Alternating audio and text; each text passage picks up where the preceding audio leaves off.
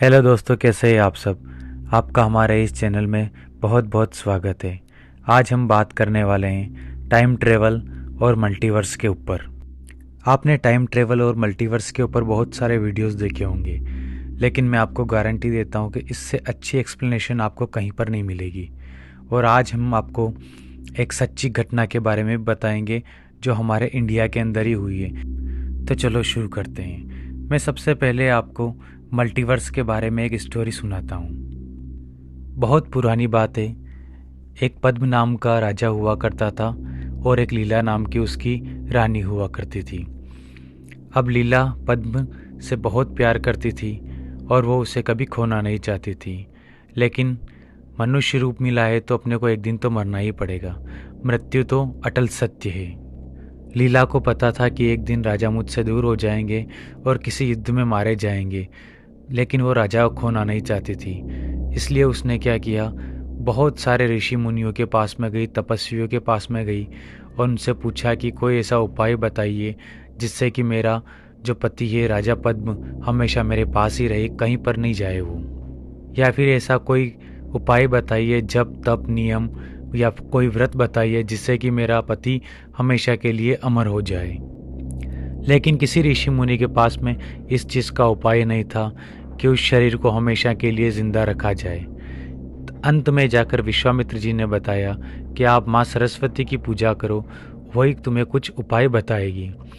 जब लीला ने माँ सरस्वती माँ की बहुत सारी पूजा की, आराधना की और व्रत भी रखे, उसने 100 व्रत रखे और एक व्रत होता था उसका 3 दिनों तक वो भूखी रहती थी और चौथे दिन अपना व्रत तोड़ती थी। ऐसा करके उसने 100 व्रत रखे। तब माँ सरस्वती उससे बहुत प्रसन्न हुई। माँ सरस्वती ने उसको दर्शन दिया और फिर उससे पूछा कि लीला तुम्हें क्या चाहिए। तो लीला ने सारी बात बताई कि मैं अपने पति से कभी दूर नहीं रहना चाहती हूँ और मैं चाहती हूँ कि मेरा पति हमेशा के लिए अमर हो जाए।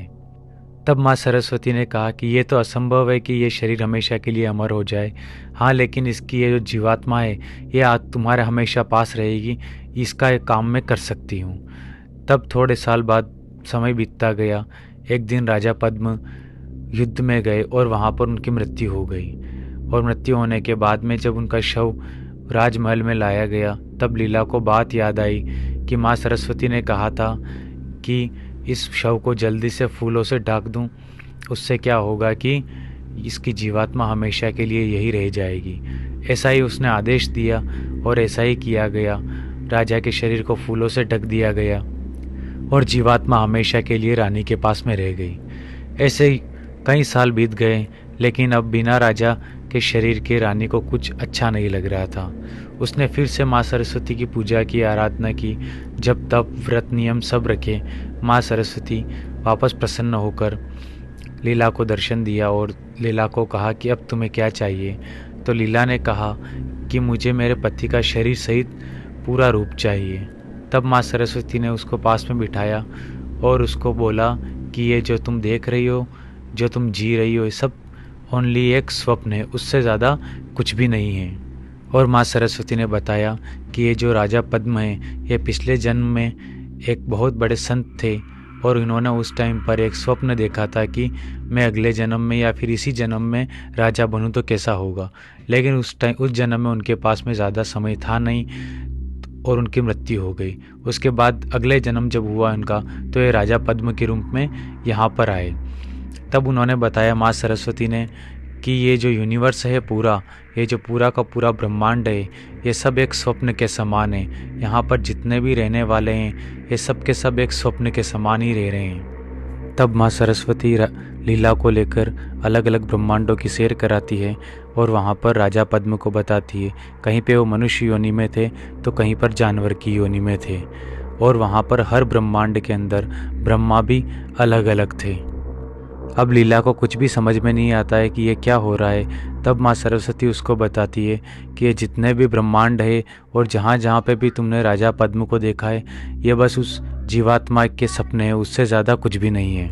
तब जाके लीला को बात समझ में आई माँ सरस्वती की कि हर जीवात्मा अपने सपने के अंदर सपने देखती है, उससे ज़्यादा कुछ भी नहीं होता है।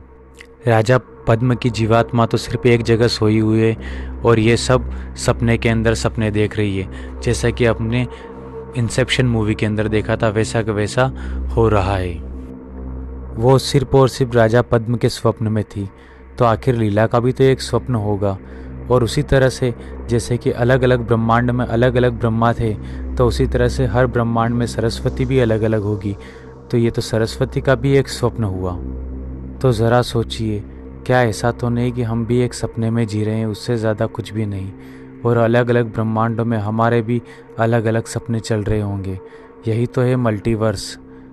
और जो भारत में हुई सच्ची घटना के बारे में मैं आपको पार्ट 2 में बताऊंगा। धन्यवाद।